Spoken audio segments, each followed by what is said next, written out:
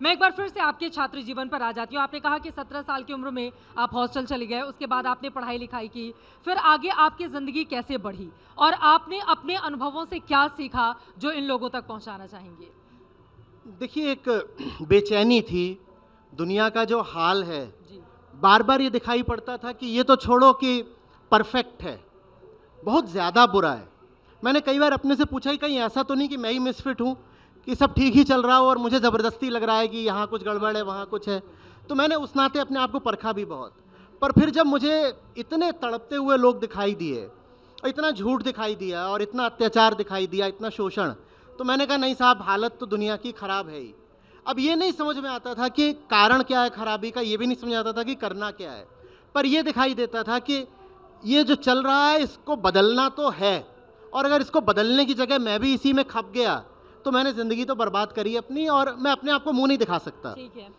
तो पहले मुझे एक ही रास्ता दिखाई दिया कि मैं सिविल सेवा में आ जाऊं। हाँ। और उसकी भी वजह थी, मेरे घर में ब्यूरोक्रेट्स थे, ठीक है। तो मुझे लगता था वही रास्ता है, पावर आ जाता है, उसके नाते कम से कम अपने ज़िले में आप कुछ चीज़ें बदलोगे या जिस भी विभाग में हो वहाँ आप परिवर्तन लाओगे। फिर आगे बढ़ा, आईआईटी गया, वहाँ से ज़्यादा बड़ा एक्सपोजर मिला, दुनिया भर में क्या चल रहा है ये पता चला, टेक्नोलॉजी की दुनिया में क्या चल रहा है। फिर यूपीएससी की तैयारी करी, उसकी तैयारी करना अपने आप में, खासकर जो जनरल स्टडीज़ का पेपर होता है, उसमें दिमाग बहुत खुलता है, वो बातें पता चली। उसके बाद मैं चयनित हो गया तो मैं एकेडमी में गया, वहाँ मेरे सीनियर्स थे, उनसे मिला, वहाँ टीचर्स थे, उनसे मिला। ज़्यादा दिन के लिए नहीं, थोड़ा बहुत ही हुआ संपर्क, पर उतने में मुझे बहुत बातें दिखने लग गई। मुझे दिखाई दिया कि जो मैं काम करना चाहता हूँ उसके लिए ब्यूरोक्रेसी ये ठीक रास्ता नहीं है। मतलब आपको खुशी नहीं मिलती थी जो काम आप कर रहे थे? मुझे करना था काम, मुझे आगे काम करना था, मैं उसके लिए रास्ता तलाश रहा था। मैं बिल्कुल नहीं दावा कर सकता कि ठीक ठीक क्या करना था, मुझे पता था, लेकिन मुझे ये पता था कि एक कोहरा है, उसको काटना है। क्या है उस कोहरे में, उस कोहरे के पीछे कौन है, उसे काट करके क्या मिलेगा, ये मुझे नहीं पता चलता था। लेकिन ये पक्का था कि ये जो है ये तो ठीक नहीं है और इसका हटना ज़रूरी है, भले अंजाम जो भी हो। तो अब ब्यूरोक्रेसी में भी नहीं जाना है साहब, इंजीनियरिंग भी पीछे छोड़ा है, तो अब क्या करें। तो मेरा यूपीएससी में और कैट में एक ही साल में एक साथ चयन हो गया था। तो IIM अहमदाबाद चले गए। मैंने कहा चलो यहाँ जाके देखते हैं। वहाँ भी जाना बड़ा बुरा लग रहा था, मैं रोया था वहाँ जा करके, पर कोई विकल्प नहीं था। तो क्यों रोना क्यों आया था? क्योंकि मेरे मन में मैनेजमेंट का संबंध मुनाफाखोरी से था। मेरे मन में ये संबंध था कि यहाँ जो भी लोग आते हैं इसलिए आते हैं कि जाके आगे बड़ी बड़ी कॉर्पोरेट सैलरीज उठाएंगे। तो आपको क्यों जाना पड़ा वहाँ पर? क्योंकि कम से कम ये तो सीखूं कि ये प्राइवेट दुनिया कैसी चलती है, सरकारी दुनिया कैसी चलती है। वो तो मैं इधर उधर मिलके और एकेडमी में जाके देख आया। मैंने कहा सरकारी दुनिया में तो वो नहीं होगा जो करना है, तो अब ये जो प्राइवेट जगत की दुनिया कैसी चलती है इसको देखा जाए। तो मैं वहाँ गया, उनको देखा। उसके बाद 3 साल मैंने अलग अलग कंपनियों में अलग अलग सेक्टर्स में काम भी किया, लेकिन राह अब स्पष्ट होने लगी थी। मैं जब MBA करके निकला था तो उसके बाद से, बल्कि उसके थोड़ा पहले से ही मैंने खुद ही कोर्सेज बना लिए थे लाइफ एजुकेशन में, और मैंने उनको पार्ट टाइम पढ़ाना भी शुरू कर दिया था।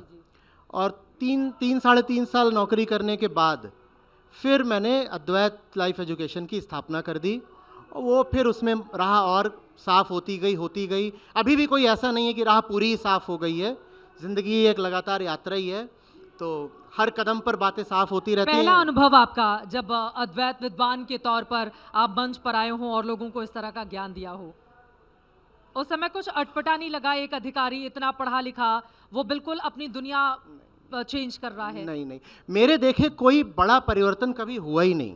मैं आज जो कर रहा हूँ शायद इसकी शुरुआत तब से हो चुकी थी जब मैं 8-10 साल का था। तो वो बहुत लोग पूछते हैं कि कोई एक खास मूवमेंट आया था क्या जब राह बदल दी थी? हाँ। वैसा कोई मूवमेंट कभी नहीं आया, न तो कोई ड्रामेटिक मूवमेंट हुआ माइंड चेंज का, न एनलाइटनमेंट जैसी कोई चीज़ है, कुछ नहीं। बच्चा था तभी से समझ में आता था कि इस दुनिया को बहुत सुधार की, बड़े बदलाव की ज़रूरत है, और उसी रास्ते पर आज तक चल रहा हूँ। ये बात ड्रामेटिक नहीं है, हमें पसंद नहीं आएगी, मज़ा नहीं आएगा, लेकिन मैं झूठ क्यों बोलूँ, सच्चाई जैसी है आपको बता रहा हूँ। आप भी अगर जीवन में किसी हीरोइक ड्रामेटिज्म की तलाश में हैं कि एक कुछ नाटकीय सा क्षण होगा जब एकदम छन से टूटा कोई सपना, या दिल बदल जाएगा, दुनिया बदल जाएगी, जज्बात बदल जाएंगे, तो वो होने नहीं वाला है। पूरी फिल्मी डायलॉग याद करके रखे हैं आपने? सब कुछ देखा है, हर अनुभव से गुजरा हूँ, कुछ ऐसा नहीं है। कुछ ऐसा नहीं है जिससे आप गुजरी हो या आप गुजरे हो और मैंने नहीं देखा है। अभी भी देखते हैं आप फिल्में? बिल्कुल या देखता हूँ, बिल्कुल OTT देखता हूँ। प्लेटफॉर्म पर? ओपेनहाइमर भी देख के आया, बारबी भी देख के आया। आपको क्यों लगता है कि एक इंसान जो सबको पूरा होना सिखा रहा है खुद पूरी जिंदगी नहीं जिएगा? ये भ्रम कहां से आ जाता है? मैं कल रात में 3 बजे तक बैडमिंटन खेल रहा था और रुक गया सिर्फ इसलिए क्योंकि आपसे मिलने आना था, नहीं तो सुबह तब तक खेलते हैं जब तक रोशनी नहीं हो जाती और शटलकॉक दिखनी बंद नहीं हो जाती, क्योंकि अब रोशनी हो गई। तो वो सब कुछ करता हूं और डट के करता हूं जो कि आम आदमी करता है। बस आप शायद 5वीं 6वीं में होंगे तो मैं अधिक से अधिक 7वीं में हूं और PhD तक की यात्रा करनी है। हम सब साथ साथ चल रहे हैं, लगे रहिए साथ में। क्या कुछ नहीं बात है, बहुत सुंदर, बहुत ही सुंदर। जातिगत जनगणना को लेकर आपने कटाक्ष किया हाँ, है। हाँ। और आप कह रहे हैं कि अब किलो में तौल लो बिल्कुल, कि हमारे पास कितने टन है, उधर बिल्कुल। कितने टन। अभी चुनाव आ रहे हैं, हाँ। एक एक खबर जो पढ़ूं और उसमें देखिए आपका मंच भी शामिल होता है। इतने प्रतिशत ये हैं, इतने प्रतिशत वो हैं, इतना ऐसा है, इतना ऐसा है। अरे ये बताओ ना, शिक्षित कितने हैं? ये बताओ कि आपकी अरे बोलने नहीं इतनी दीजिए। सारी तालियां इसीलिए बज रही हैं क्योंकि आपने आज तक को लेकर सवाल पूछा। तो मैं कह देती हूं, हम समाज का आईना हैं, जो घटित हो रहा होता है वही दिखाते हैं, वही बात पहुंचाते हैं आप मुझे लोगों को। बताइए कि हमें अगर जातिगत जनगणना कहीं पर होगी तो उस खबर को कवर करना पड़ेगा, वो बिल्कुल ठीक है। नीति निर्धारण करने की जिम्मेदारी जिन सरकारों पर है, हाँ, हाँ। वो जो निर्णय लेते हैं उसका असर इन लोगों पर पड़ता हाँ, है। हाँ, हाँ, हाँ। तो हम माध्यम हैं, वो बिल्कुल ठीक है, उनको वो ठीक उस है। बात तक मैं पहुंचाने जिस का। मुद्दे पे आ रहा हूँ समझिए, कॉन्स्टिट्यूएंसी में अगर हमें आंकड़े बताने ही हैं तो सबसे पहले आंकड़ा होना चाहिए कि बताओ यहाँ पर भ्रूण हत्या कितनी है, जेंडर रेशियो कितना है, शिक्षा का स्तर क्या है, रोजगार का स्तर क्या है, प्रति व्यक्ति आय का स्तर क्या है। ये आंकड़े महत्वपूर्ण हैं कि नहीं है? यहाँ पे कॉलेज कितने हैं, यहाँ अस्पताल कितने हैं, ये आंकड़े ज़्यादा महत्वपूर्ण है। बिल्कुल जातिगत गणना होनी चाहिए, क्योंकि हमारे यहाँ पर आपकी शिक्षा का और आर्थिक स्थिति का स्तर क्या है ये कोरिलेटेड होता है आपकी जाति से, तो वो कुछ गलत नहीं हो रहा। बात यह है कि जिस चीज़ को ज़्यादा महत्व मिलना चाहिए उसको ज़्यादा महत्व हम क्यों नहीं दे रहे? हम क्यों नहीं कभी पूछते कि किस कॉन्स्टिट्यूएंसी में महिलाएं कितनी मारी जा रही हैं? ये बात कभी नहीं होती। किस कॉन्स्टिट्यूएंसी में प्रदूषण का क्या स्तर है, इसकी कभी बात सुनी आपने? ये रेटिंग हमें चाहिए और इसके लिए मैं मीडिया से कह रहा हूं कि अपने कर्तव्य का पालन करिए। आपकी बातों को सरमाथे पर लगाते हुए कर्तव्य पथ पर जो मिला ये भी सही वो भी सही, सबको लेकर हम आगे बढ़ते हैं। लेकिन मैं फिर उसी बात पर आचार्य जी आ जाऊंगी। आप मेरी बात सुन ले। अगर नीतीश कुमार की ओर से आरक्षण की व्यवस्था को बढ़ा दिया जाता है, वो सालों तक बिहार जैसे राज्य के मुख्यमंत्री रहे, जनता, यही जनता जो यहाँ पर आपकी बातों पर नीतीश कुमार के खिलाफ ताली बजा रही है, यही जनता जब वोट देने की बारी आती है जाकर उनको वोट करती है। तो ये दोनों बातें अलग अलग नहीं हो सकती ना, कि जब ताली बजाने की बात आए तब तो हम आचार्य जी के साथ खड़े हो जाएं, लेकिन जब वोट देने की बात आए तो उसी आरक्षण पर, उसी जाति आधारित व्यवस्था पर जाकर हम वोट करें। ये दोनों बातें तो परस्पर एक दूसरे से जुड़ी हुई हैं। देखिए, आदमी जाति के आधार पर, अपनी आर्थिक स्थिति के आधार पर, मैं किस सोसाइटी में रहता हूँ, मैं कौन सी RWA से हूँ, मैं गेटेड कम्युनिटी में रहता हूँ कि नहीं रहता हूँ, इन आधारों पर, मैं गोरा हूँ, मैं काला हूँ, मैं पुरुष हूँ, मैं स्त्री हूँ, इन आधारों पर अपनी पहचान तभी बनाता है जब उसे ज़िंदगी में कोई बताने वाला नहीं मिला होता कि तुम्हारी असली पहचान क्या है। हमारी जो ये शिक्षा व्यवस्था है ना, ये हमें बताती ही नहीं कि हम हैं कौन। जब हमें नहीं बताया जाता हम कौन हैं, तो हम कभी ब्राह्मण बन जाते हैं, कभी कुर्मी बन जाते हैं, कभी OBC बन जाते हैं, कभी कुछ बन जाते हैं। क्योंकि हमारी जो चेतना हमसे पूछती है मेरा नाम बताओ, और मेरा जो असली नाम है वो मुझे किसी ने नहीं बताया। माँ बाप जो नाम देते हैं बहुत ऊपरी होता है, वो आपका असली नाम नहीं है। आपका असली नाम क्या है वो इस यहाँ से थोड़ा बाद में जाकर के खोजिएगा कि असली नाम क्या है। जब असली नाम नहीं मिलता ना, तो मैं कुछ भी बन जाता हूँ। मैं भारतीय बन जाऊँगा, मैं चीनी बन जाऊँगा, स्त्री बनूंगा, पुरुष, अमीर, गरीब, बच्चा, बूढ़ा, न जाने क्या क्या बनता रहूँगा जिंदगी भर, सिर्फ इसलिए कि मुझे अपनी असली नाम, असली पहचान की तलाश थी। जो नकली नाम मैं पकड़ता हूँ ना, ये सारे के सारे सिर्फ मेरी दुर्दशा करते हैं और मेरे आसपास वालों की सबकी दुर्दशा करते हैं, क्योंकि हर नकली नाम, हर नकली पहचान विभाजनकारी होती है। आप ही और बोल रहे विभाजन हैं। का अर्थ होता है हिंसा, विभाजन का अर्थ होता है दूसरे के प्रति द्वेष। एक बार मैंने बोल दिया मैं ब्राह्मण हूं, उसके बाद में कैसे जाकर के यहाँ कोई बैठा हुआ है अपनी दूसरी जात बता रहा है, वो हो सकता है आदिवासी हो, वो हो सकता है किसी दूसरे धर्म का हो, ईसाई हो, बौद्ध हो, मैं कैसे उसके प्रति एक विभक्त दृष्टि नहीं रखूंगा। मेरी नजर ऐसी हो जाएगी वो दूसरा है, वो पराया है। मैं बन गया कि मैं तो पुरुष हूं, मैं आपसे कैसे साफ बात कर पाऊंगा। फिर वो सारी बातचीत हो जाएगी एक पुरुष की एक महिला की। मैं आपसे बात कर रहा हूं, मुझे आप में सिर्फ एक चेतना दिखाई दे रही है और अपनी ओर से भी मैं सिर्फ एक चेतना हूं, और यहां पर दो बुद्धियों का, दो चेतनाओं का संवाद चल रहा है, इसीलिए आप इतना आनंदित हो पा रहे हैं। नहीं तो आदमी औरत बैठ करके तो हर गली मोहल्ले हर घर में बात कर रहे होते हैं, आपको कोई आनंद नहीं आता उसमें।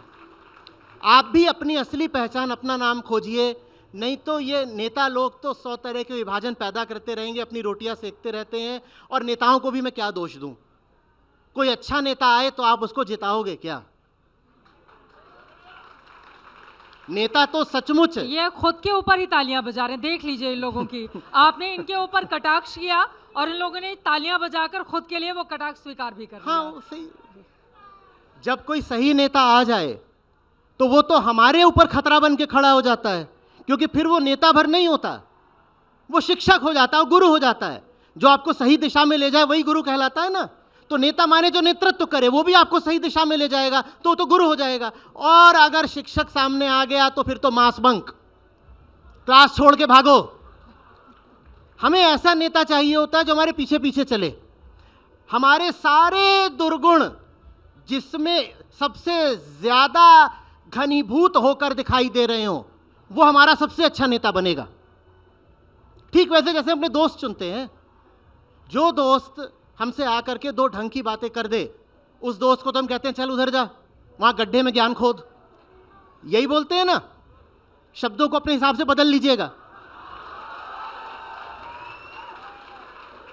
जो दोस्त आकर के कहे हाँ भाई बता आज कौन सी मक्कारी, कौन से याशी करनी है, अरे पढ़ाई क्या कर रहा है, छोड़ना।